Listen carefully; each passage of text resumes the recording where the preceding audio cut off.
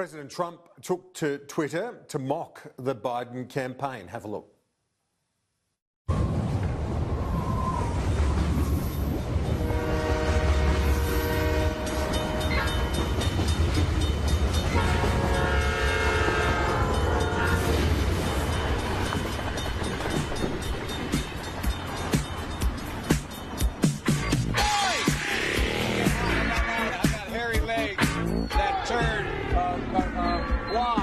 Sun. And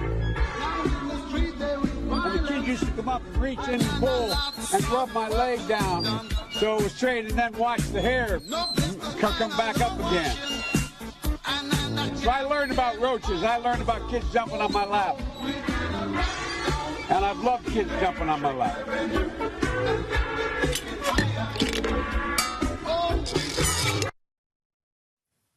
Let's bring in James Brown now, non-resident fellow at the US Studies Centre. James, let's get your thoughts, not so much on that ad, we'll get to that in a moment because it's Donald Trump style to have a little dig at the opponent. I think there'll be much more of that to come. But on Kamala Harris, what are your thoughts on that appointment? Well, it's a safe choice for Biden. She was the favourite. She has performed strongly in the primary. She had a national profile. She's also had strong experience both at the state level and in the Senate. So she was the expected favourite, and she minimises the risk for him. It also gives him an attack dog, someone to take the case up to President Trump. And in their announcement, she said that case is open and shut. She'll be fighting it every day for the next 3 months. So I think it's an expected choice, and they seem to be working well together. And in terms of the importance of it, it takes on a greater sense of importance given the age of Joe Biden. Many don't expect he'll be even looking to a second term, let alone some doubt that he'd get through a first. Well, if they win, or even if they don't win, it puts her in box seat to be her party's nominee in 2024 for the presidential position.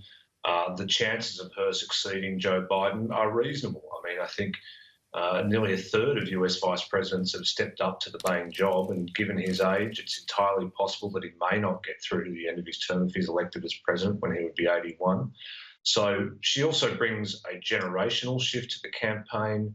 At 55, she's not identified at the same generation as Trump and Biden, and she brings some West Coast experience, although you wouldn't expect that will bring much electoral advantage, but it will give her access to fundraising networks that perhaps Biden wasn't as strong in. The many firsts in this. I think she's also the first on a presidential ticket to be a vice presidential candidate west of Texas. So the other question is, does she bring any electoral gain, given he was going to win California anyway? You wouldn't think so, and the sort of research on this shows that vice presidents don't often bring a lot of electoral gain.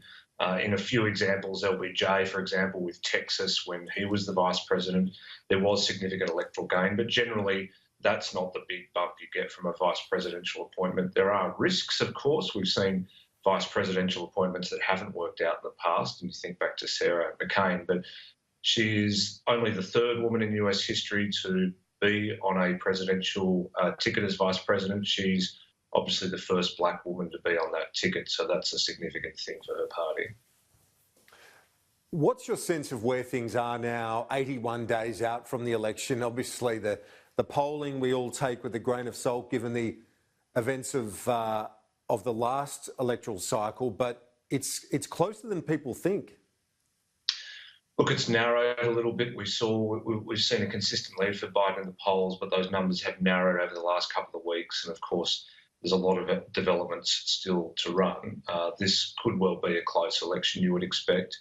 And there have been issues with the polling in the past. But, you know, if you look at the ground on which this election will be fought, law and order is such a critical issue between the two. That suits Kamala Harris much more than it did when she ran her primary campaign. Her issues of fighting for criminal justice reform and focusing on minority justice issues and racial inequality are much more prominent now than they were 6 months ago. Where the Trump campaign will look to distinguish themselves is tying her and Biden to the progressive socialist wing of the Democrat Party. Kamala Harris was a co-sponsor of the Green New Deal with Ocasio-Cortez, and she also strongly supported and co-sponsored Bernie Sanders' Medicare for All bill, although she later changed her position on that. So they will be trying to pin her down as a San Francisco Democrat who's going to move the party to the left and bring in large taxes. So where are the key states then? Is it Florida? Is that the one you look to? Obviously, Biden, given where he came from originally, he's known to be quite strong in Pennsylvania. But what about those other swing states? Well, it's still those industrial Midwest states like Michigan, which was a key battleground last time and will be again this time. Florida, of course, a lot of votes up for grabs there and some pretty volatile politics in this election cycle as there have been in the last few. Still some discussion around Texas, whether the Democrats might make inroads there. And those will be the states where, you would expect to see more resources committed by both campaigns. I mean, the Biden campaign had a great fundraising day today. They've raised $30 million, where their usual take for the last month or so has been $10 million a day. And that will all be getting poured into ads in those states, you would think.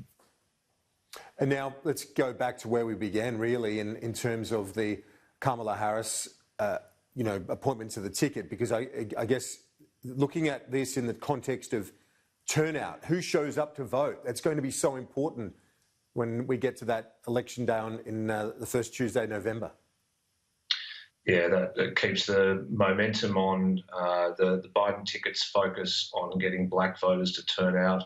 Having a woman of colour on the ticket, as we always expected with Biden's team, keeps the focus on that part of their base and helps to get them to come out. But of course, we're just still really trying to work out what kind of impact early and mail-in voting will have on this election, what kind of impact that will have, whether that will bring out voters who don't normally turn out for either side, or whether that will actually drive voters away. It's a very interesting few months. Thank you, James. Talk to you soon.